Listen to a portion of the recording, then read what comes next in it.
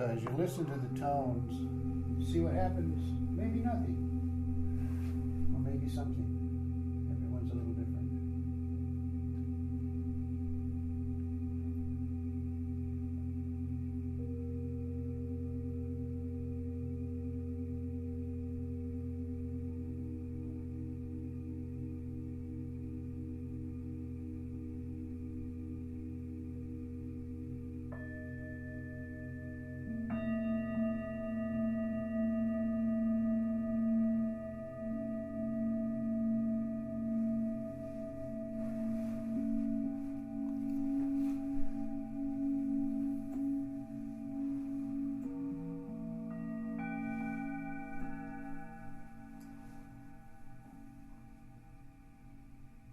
So that's just a little taste of what that can be like. I recommend that you get that CD. It's pretty easy. Just go online and look for Golden Bowls. It'll pop right up. The source. Okay, let's stand and say the invocation.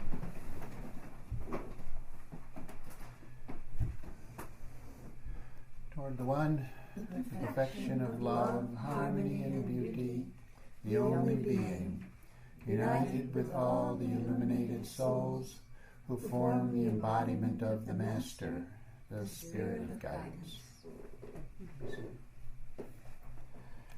So this morning's Universal Worship is the theme of beginnings.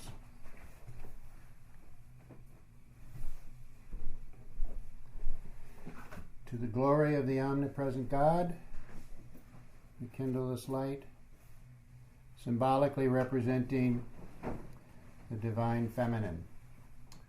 To the glory of the omnipresent God, we kindle this light, symbolically representing the Hindu religion. To the glory of the omnipresent God, we kindle this light, symbolically representing the Buddhist religion. To the glory of the omnipresent God, kindle this light, symbolically representing the Zoroastrian religion. To the glory of the omnipresent God, we kindle this light,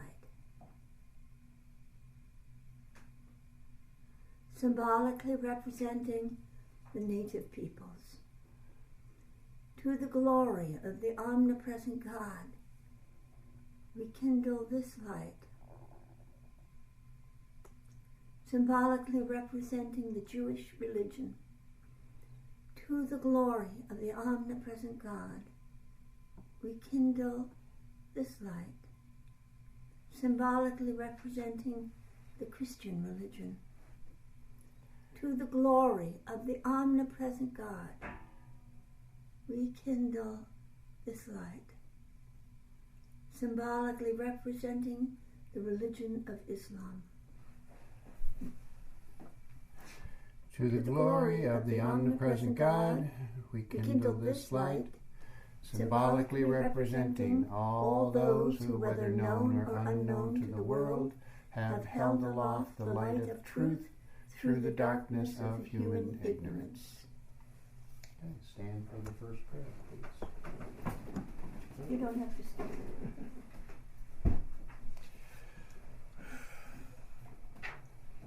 Praise be to thee, most supreme God, omnipotent, omnipresent, all-pervading, the only being. Take us in thy parental arms, raise us from the denseness of the earth. Thy beauty do we worship, to thee do we give willing surrender. Most merciful and compassionate God, the idealized Lord of the whole of humanity, thee only do we worship, and towards thee alone do we aspire. Open our hearts towards thy beauty, illuminate our souls with divine light. O thou, the perfection of love, harmony, and beauty, all-powerful Creator, Sustainer, Judge, and Forgiver of our shortcomings, Lord God of the East and of the West, of the worlds above and below, and of the seen and unseen beings. Pour upon us thy love and thy light. Give sustenance to our bodies, hearts, and souls. Use us for the purpose that thy wisdom chooseth, and guide us on the path of thine own goodness.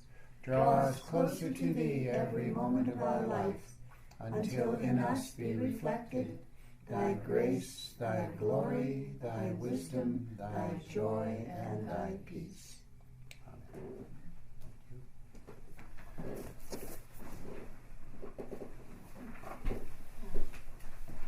Amen. Normally, as you know, we do a little bit of music for each religion, but for the Divine Feminine, it honors the matriarchy, which we haven't had for a very long time. Perhaps we will in the future, however. So we'll just do a meditation for this realm. All right. So just go deep inside your heart, that area behind your sternum, as Masawa called it, the inverted space. It's very vast. So just as you are listening to the bells, listen inside, deep inside, and see if you can sense or feel, or perhaps you have had an inkling of something that wishes to emerge, something that has been latent in your being but wishes to come forward. And just allow it. Now sometimes when something new has to develop, we have to give up something. So just think about whatever it is you might give up. Might be your limited view of yourself, could be something much simpler like giving up complaining, or not that that's simple, but anything that you can think of. And just imagine, if you will, that you're standing in front of an open doorway. It could be an arch, it could be beautifully decorated, it could be simple. But beyond this doorway is the thing representing what you're looking for. And as you cross the threshold, just imagine yourself going to meet it. That may or may not come so easily, but just imagine it as a very bright, beautiful light, golden white, just a light. And give a pledge to that light. In other words, just say, I will. In the sense that you are serving, that you are passive, but there is also a willingness to be part of the journey. So just pledge within your being that you will serve in whatever capacity that you can, and that you will allow whatever wants to come forward in you to emerge. Just let's say you become like the night, saying, I will.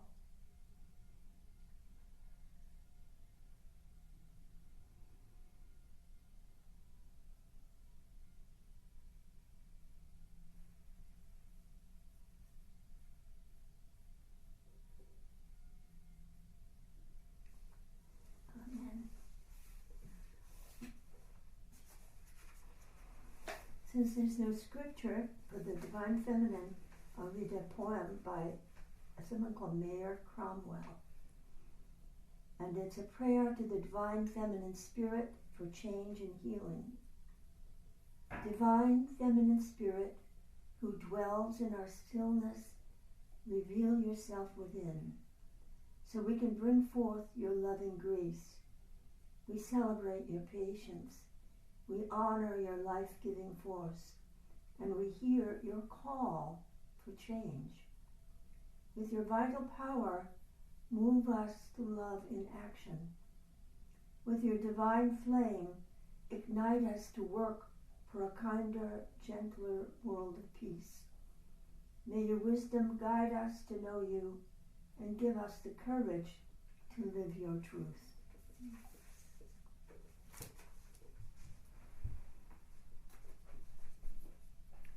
We offer unto thee, omniscient God, our reverence, our homage, and our gratitude for the light of the divine love.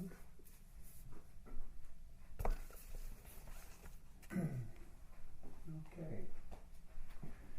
So many years ago, many years ago, actually, Maj and I were in India for a few months, and one of the last places that we visited was a place called the Nanda Ashram, which was an ashram established by a man named Papa Ramdas. And his chosen successor was a woman,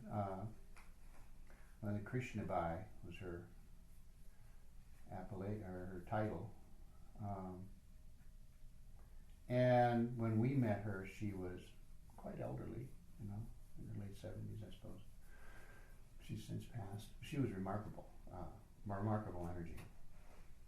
She didn't have much English, but she just being in her presence was very healing.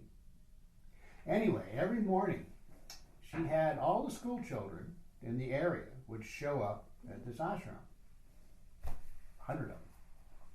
And they'd all have a little piece of paper with them. And that piece of paper would have the number of times that they had repeated the Ram Nam. Now, why she was accumulating these, and she had a tabulation every day. There was a number. Her assistant that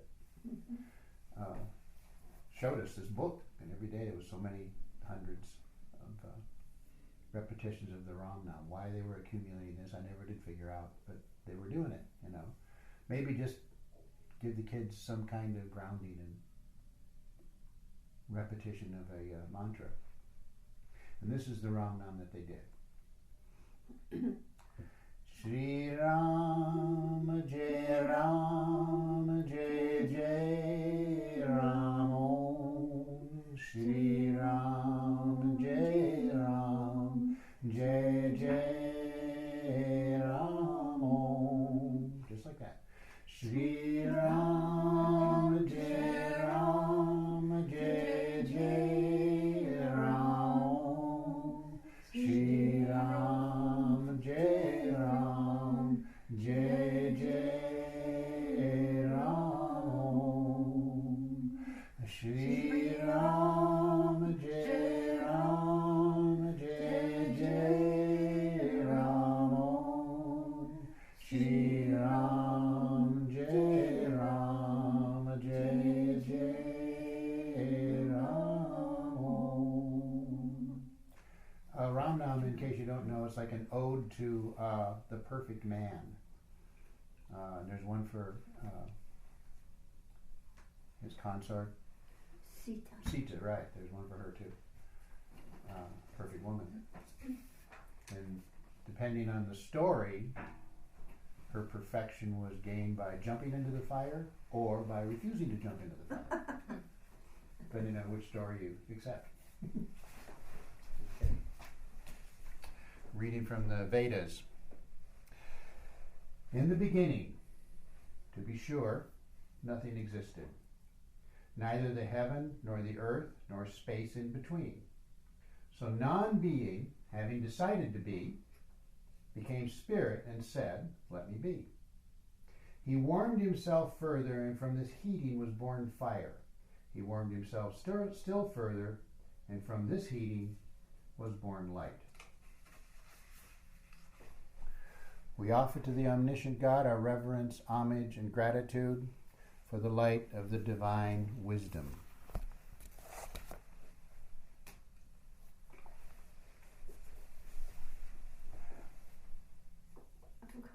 You want me to do it? Okay. For just a little while, I'd like you to imagine you're a devoted monk or nun, completely devoted to your path of discovery and service. And if you were a Buddhist, you might be repeating something like Om Mani Padme Hum, which means the jewel in the heart of the lotus. The lotus being your heart, and then within that is a jewel waiting for you to discover.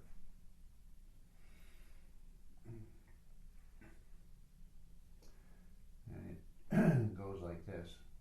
Om Mani Padme Hum. Om Mani Padme Hum. You might imagine it being repeated thousands and thousands and thousands of times, all day long, just Om Mani Padme Hum. Om Mani Padme Hum. Om Mani Padme Hum. Om Mani Padme Hum. Om Mani Padme Hum. Om Mani Padme Hum. You know, and that's just a little taste, but you can, imagine what it would be like. So we read from the Dhammapada, the Buddhist scripture. This is the beginning here for a wise mendicant. Control of the senses, contentment, living according to the moral law, associating with friends who are noble, pure, and not lazy. Let one live in love, let one be adept in one's duties, and joyfully one will see the end of sorrow. As the jasmine sheds its withered flowers, people should shed desire and hate. We offer unto thee, omniscient God, our reverence, our homage, and our gratitude for the light of the divine compassion.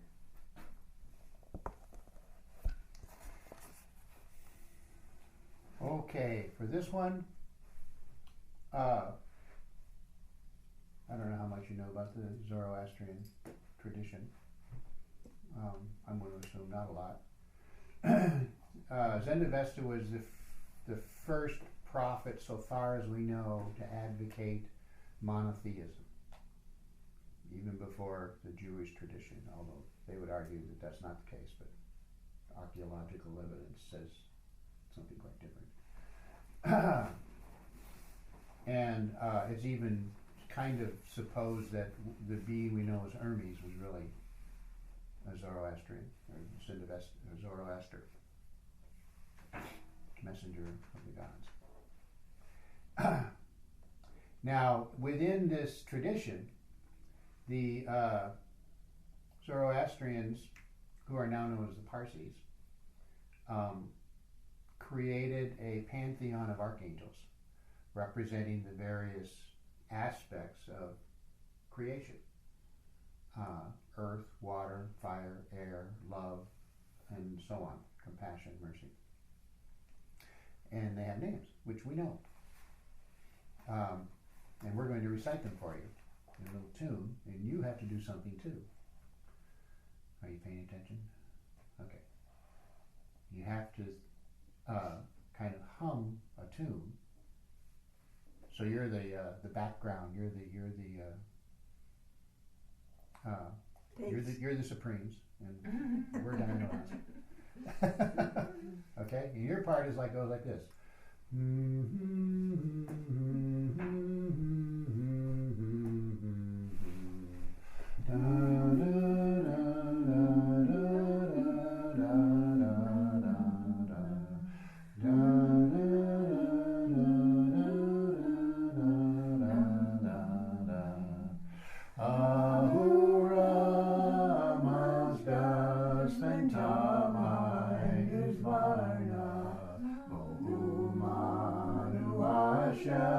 Kshatriya Visura Amerta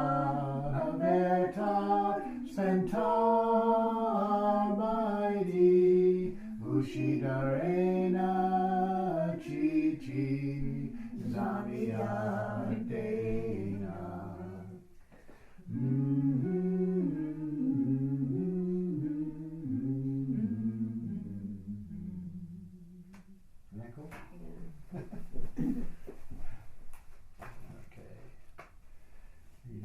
the Zendavesta from the Gathas. Mazda is the one being, the over God or whatever. O Mazda, from the beginning you fashioned for us physical bodies, an awakened conscience, and a directive intelligence. Through your own mind, you infused life and breath into mortal forms. You granted us capacities to act and true teachings to guide us, so that we could choose to be with you or against you. We offer to the omniscient God our reverence, homage, and gratitude for the light of the divine purity.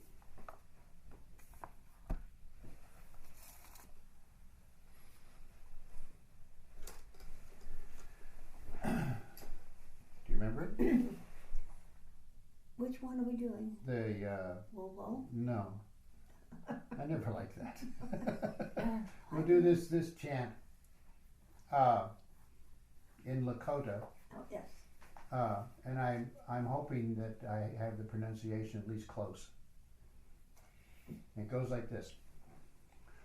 Uwaki leno leno mayote hayano hayano hayano Uwaki leno leno mayote hayano hayano hayano.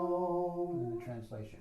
Let me be one with the infinite Son, forever, forever, forever. Let me be one with the infinite Son, forever, forever, forever. Wanna try that? Uwaki leno leno mayate, hayano, hayano, hayano. Uwaki leno leno mayote, hayano, hayano, hayano. Let me be one with the infinite Son, forever, forever, forever. Let me be one with the infinite Son, forever, forever, forever.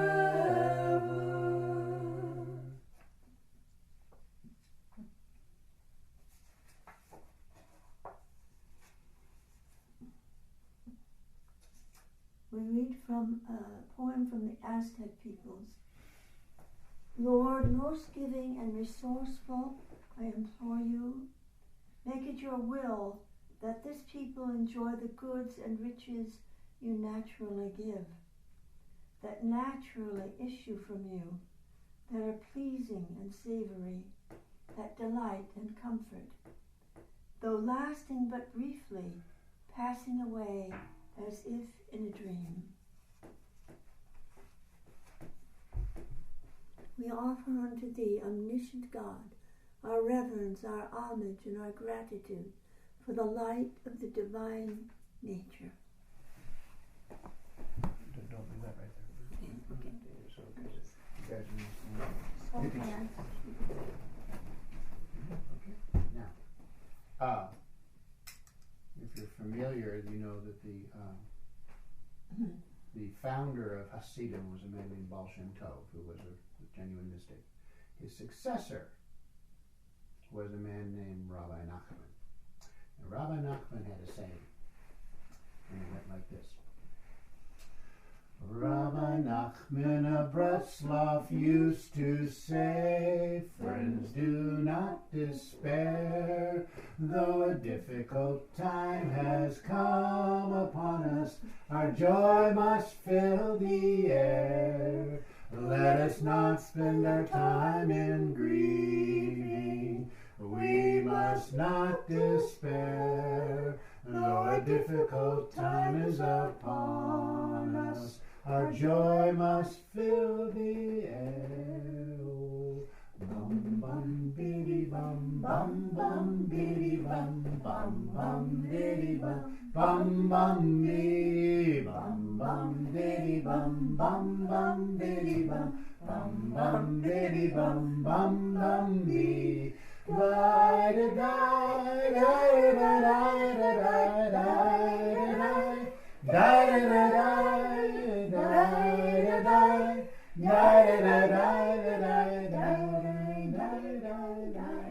Hey!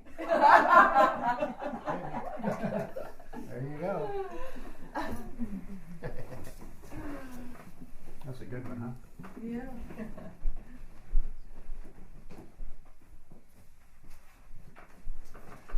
Okay, from the book of Proverbs. You know, I have this program on my computer that I can search every scripture. And so I put in a subject and all these sayings come up. And I was surprised. I had not read this particular, or if I had forgot it, saying from Proverbs. So listen carefully. It's very profound. The Lord possessed me in the beginning of his way, before his works of old. I was set up from everlasting, from the beginning, or ever the earth was. When there were no depths, I was brought forth. When there were no fountains abounding with water, before the mountains were settled, before the hills was I brought forth. While as yet he had not made the earth, nor the fields, nor the highest part of the dust of the world, when he prepared the heavens, I was there. When he set a compass upon the face of the depth, when he established the clouds above, when he strengthened the fountains of the deep, when he gave to the sea his decree that the waters should not pass his commandment, when he appointed the foundations of the earth.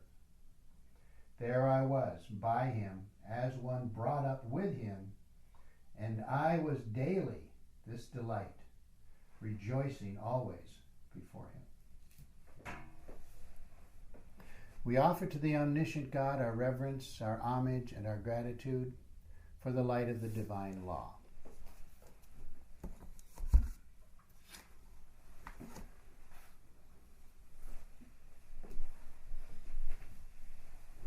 Let's sing a shaker song. Okay. 'Tis a gift to be simple, 'tis a gift to be free, 'tis a gift to come down where we ought to be. And when we have come down to the place just right, we will be in the valley of love and delight. When the true simplicity is gained, to bow and to bend we shan't be ashamed. To turn and to turn it will be our delight, till by turning and turning we come round right. Once more. 'Tis a gift to be simple, 'tis a gift to be free, 'tis a gift to come down where we ought to be. And when we have come down to the place just right, we will be in the valley of love and delight. When the true simplicity is gained, to bow and to bend we shan't be ashamed. To turn and to turn it will be our delight, till by turning and turning we come round right. Reading from the Christian Scriptures. Classes. Sorry.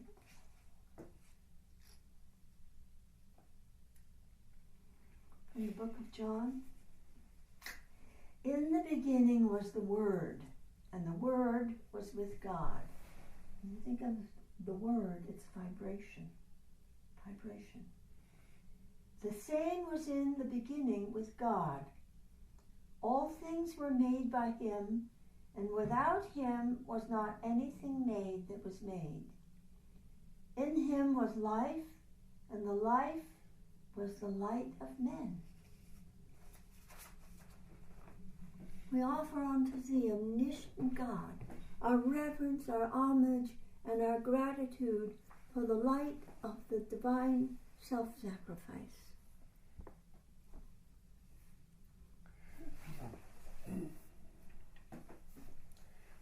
Okay.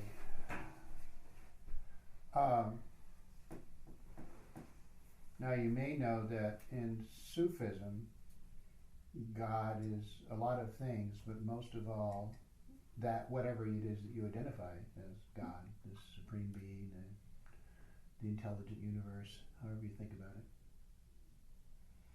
is the friend. And the Arabic word for friend is wali. I think maybe some of you have done this too, maybe not. It goes like this. It's an ode to Wali, the friend, as opposed to Wali, which is the master. Slightly different pronunciation. The tune goes like this. Ya Wali, Ya Wali, Ya Wali, Ya Wali, Ya Wali, Ya Wali, Ya Wali, Ya Wali, Ya Wali, La ilaha illallahu, La ilaha illallahu.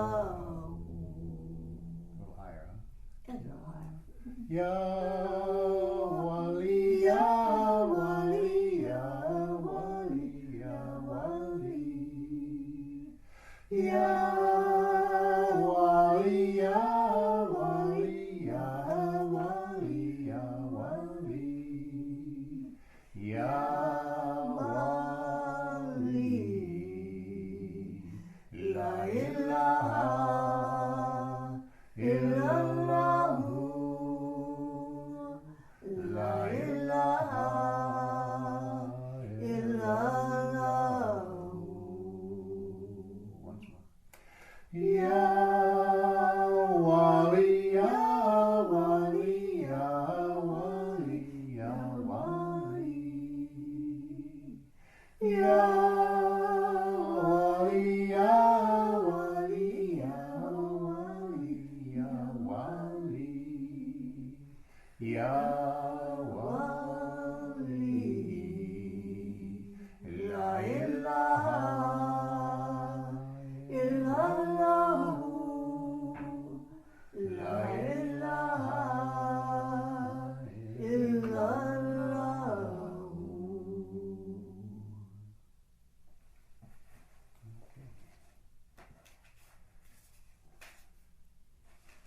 Reading from the Quran.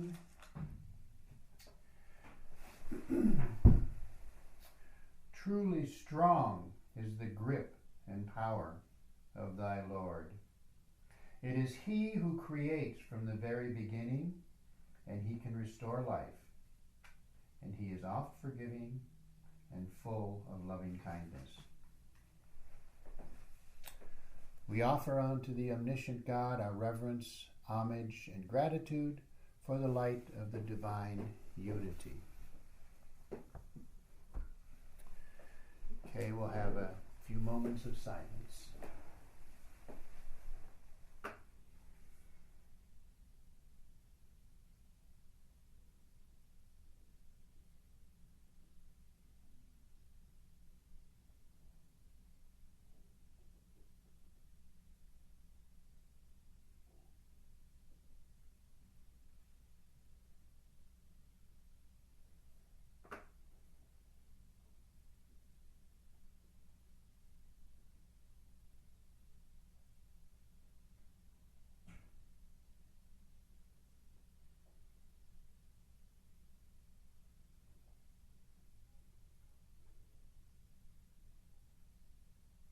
Okay, let's stand for the second prayer.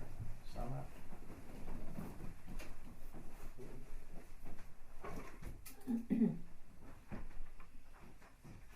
Most gracious Lord, Master, Messiah, and Savior of humanity, we greet Thee with all humility. Thou art the first cause and the last effect, the divine light and the spirit of guidance, Alpha and Omega.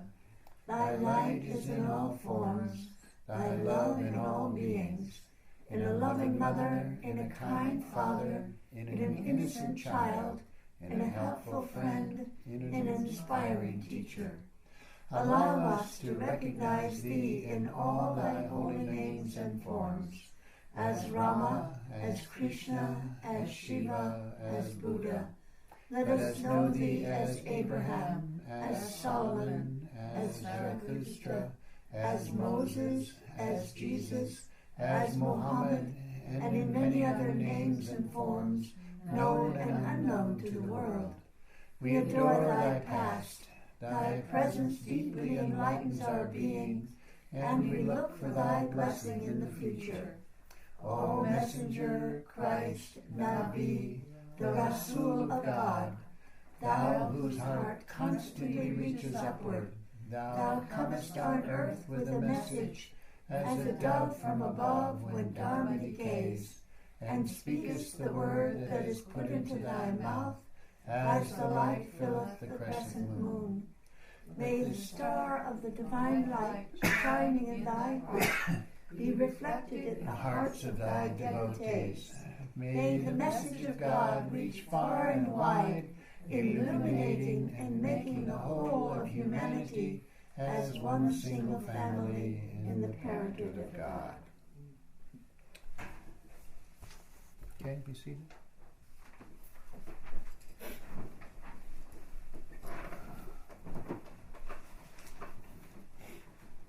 Read from the Gayan Bhatan Nirtan of Hazrat Inayat Khan. Verily, the soul has no birth, no death, no beginning, no end. Sin cannot touch it, nor can virtue exalt it. It has always been and always will be, and all else is its cover like a globe over the light. We offer unto Thee, omniscient God, our reverence, our homage, and our gratitude for the light of the divine truth.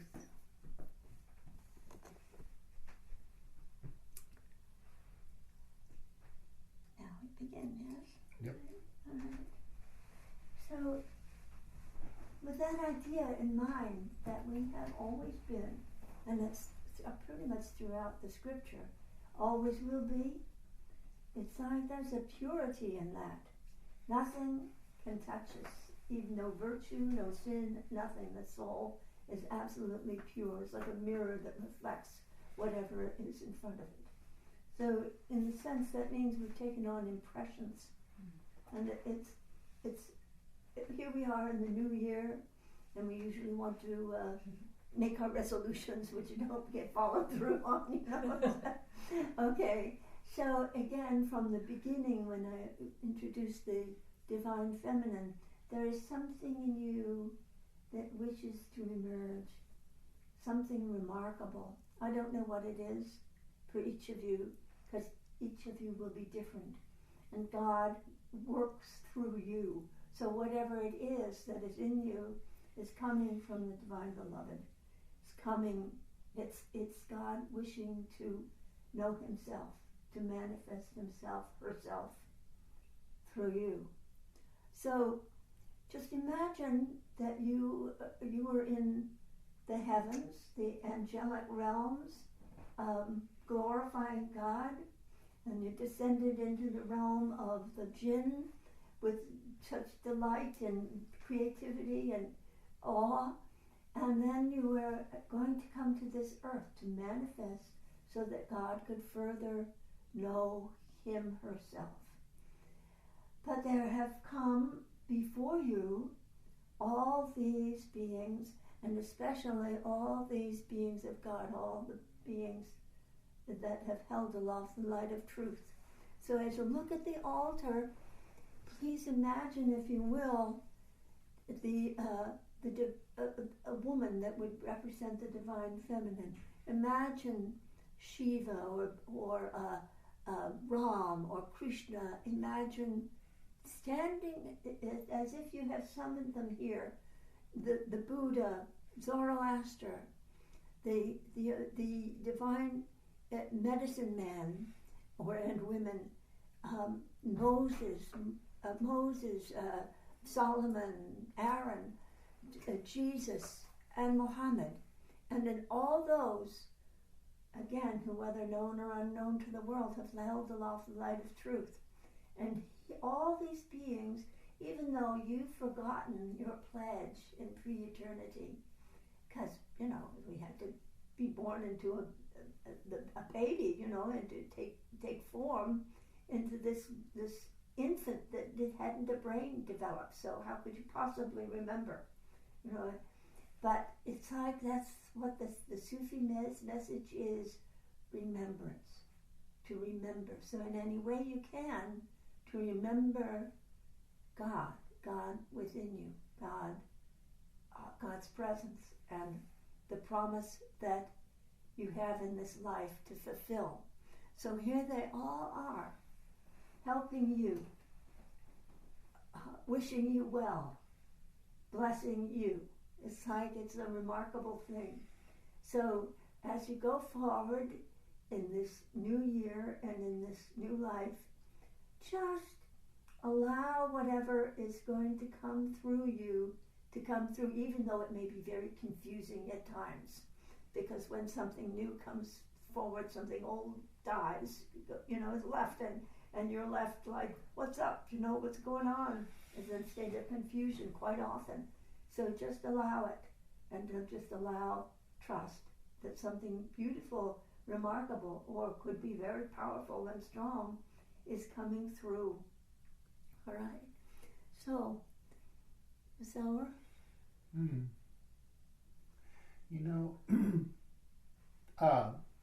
We always have our back to the altar, but then I turned around and looked, and there's this glow. People that are listening to the recording don't see the glow. I'm almost, but perhaps you can imagine this glow of 10 candles in a row, representing the light that is emanating from each one of us. You probably don't think about yourself as radiating light all that often, do you? You think about, what am I going to make for dinner? I have to go to work. Whatever it is you're thinking about. Radiating light isn't one of them, generally.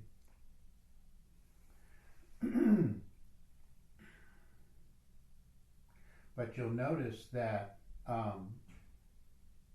that's the foundation of your being, light, vibration, frequency, as any physicist will tell you. So, for just a moment, if you would, close your eyes and imagine a soft glow, a golden glow around you.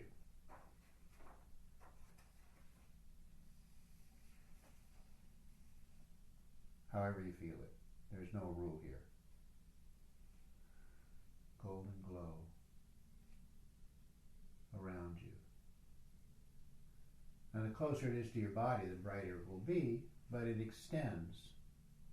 And like any luminous body, the radiance extends into the universe as far as you could imagine.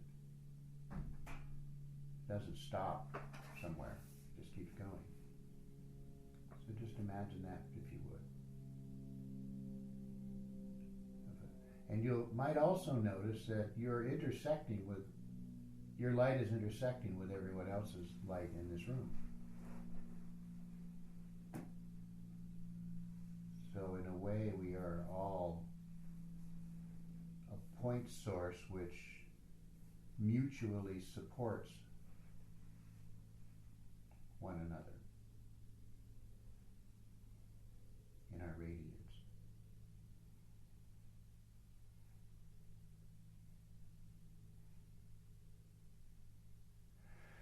Now, if you extend that further and remember that we are all a significant part of the universe, just as the scripture said over and over, each one of them in its own unique way, stated that we are each one of us as an important aspect of the totality.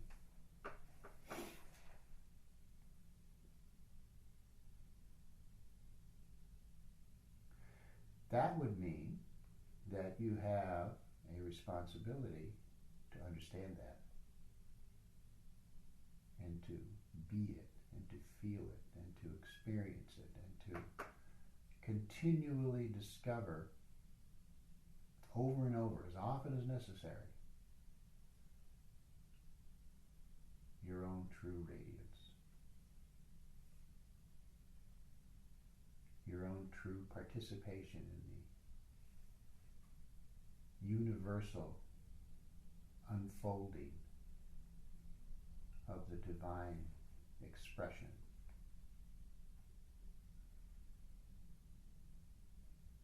Each one of the scriptures in its own way made this statement that we are each of us a participant in the unfolding of divine expression.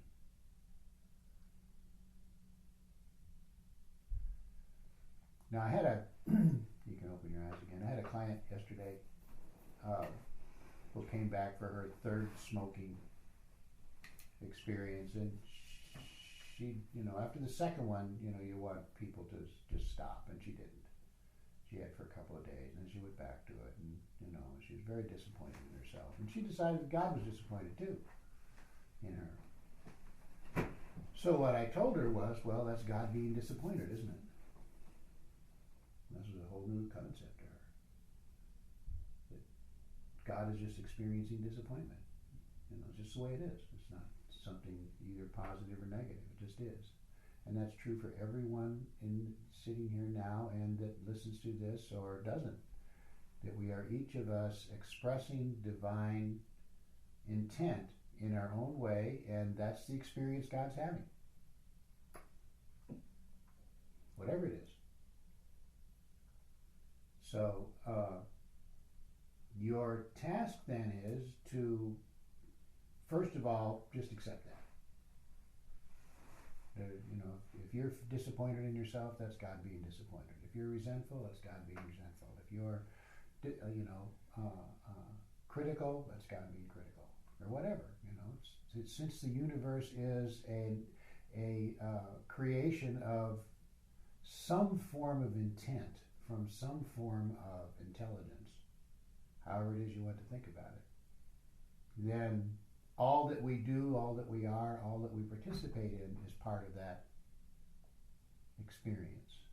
Okay? Is that okay? So stop beating yourselves up. Every moment that you are able to discover that depth that Majida spoke of earlier,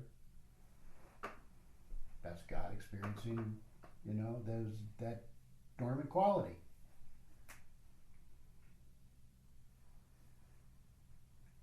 That makes you a divine experiment. Go ahead and experiment.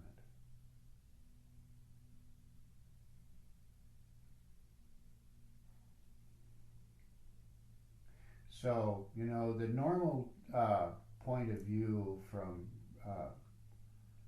the religious type person is for you to strive to be better, right? In some way, whatever it is that they define as better. But you'll notice I never do that. Ever. You just do what you do.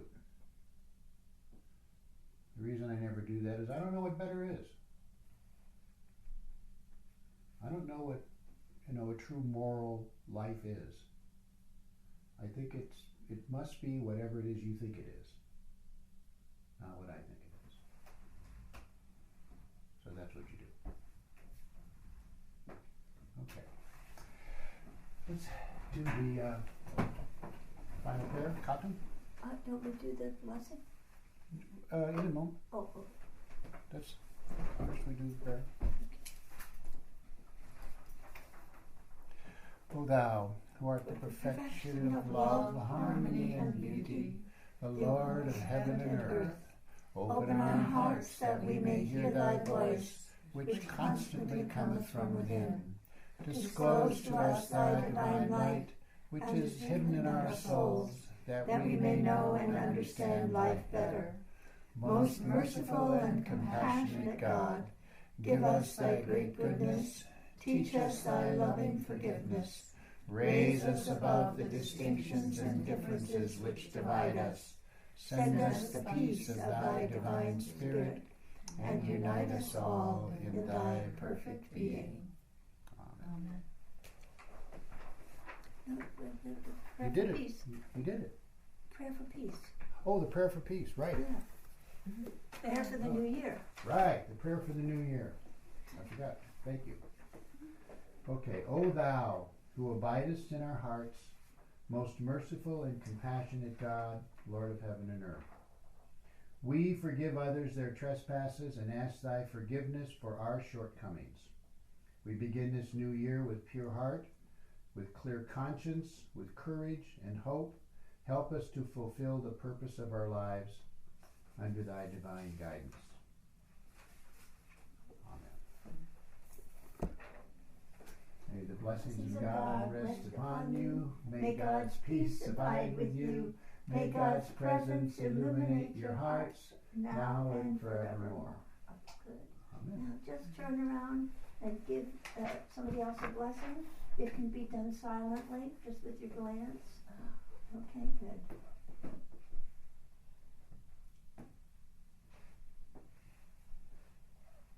Okay, now pick somebody else. Okay, good.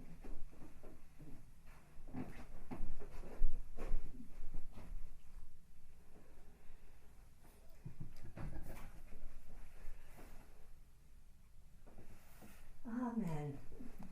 Okay, we'll take a little break. All right. We'll get to part of this. I don't know if we'll get all of it this morning session. This Well, is the second part is much longer, so yeah.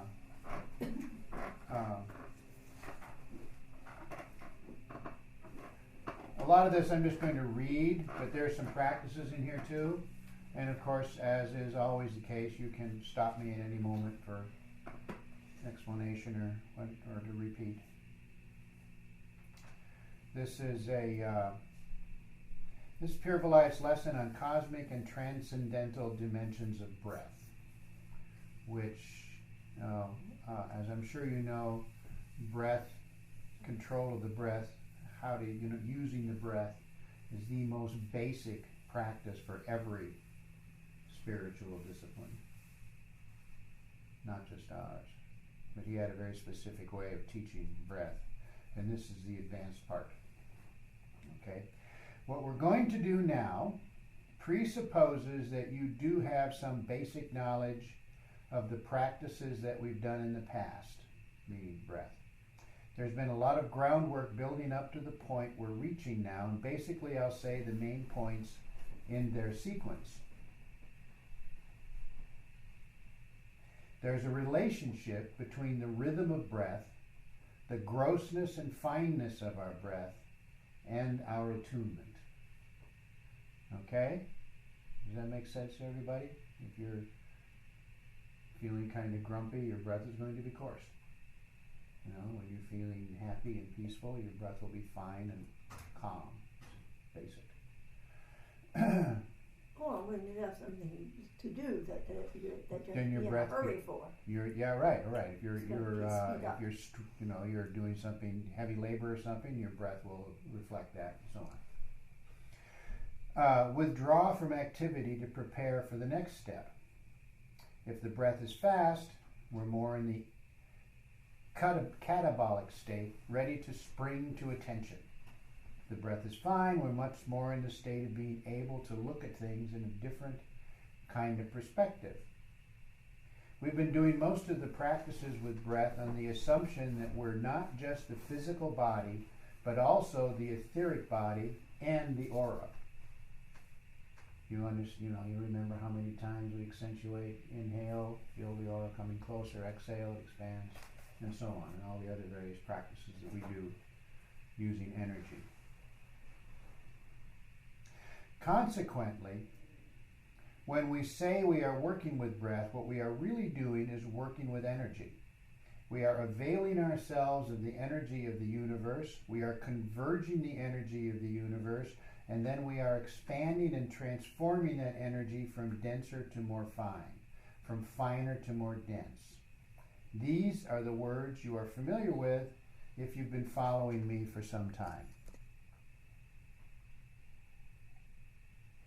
Now we're going to make the second, or a further step.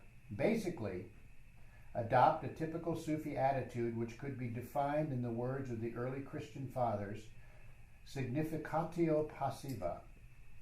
We are at the passive end of the divine action. Breath is called Nafsa al-Rahmani by the Sufis. Nafsa al-Rahmani. Okay? What do you suppose that translates to? What's nafsa? What's nafs? The ego. Your being. And the breath. Yeah. Of compassion. And al-Rahmani? What's Rahman? Compassion. Yeah. Yeah, so breath of compassion, right? In a passive state. Compassionate breath, a manifesting principle of the divine, and is looked upon not as energy, but as the transducer or the transformer of energy. Instead of thinking of space as made up of air, think of space as being a capacity that could contain the air or void. But let's say we are at the passive end of divine breath. So when we breathe, we don't think that we are breathing, but we are participating in the cosmic act of breathing. Just exactly what I was saying earlier, right? We're participating in the cosmic act. Thus, we will be able to apply passive volition instead of using our will. Okay? Any questions so far? Can you read that last statement, please? That's from the dust. When we breathe, we don't think that we are breathing, but we are participating in the cosmic act of breathing. Thus, we will be able to apply passive volition instead of using our will.